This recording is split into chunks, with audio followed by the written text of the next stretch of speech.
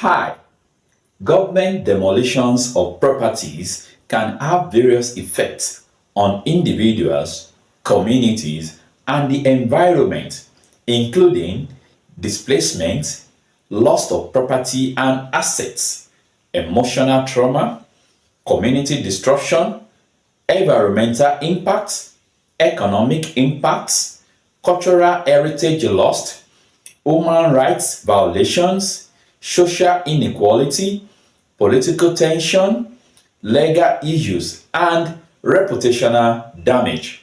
It is important to note that the effects of government demolitions can vary depending on the context, scale, and circumstances of the demolitions. Subscribe to my channel for more details. Bye.